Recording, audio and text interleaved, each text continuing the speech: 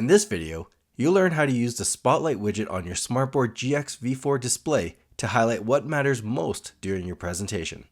First, open the Widget menu from the side toolbar. Select the three dots, and then the Spotlight icon. The Spotlight widget appears, a movable highlight you can use to draw attention.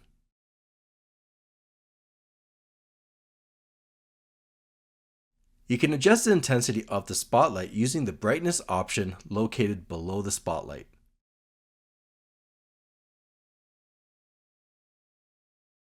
Resize the spotlight using the pinch gestures as needed.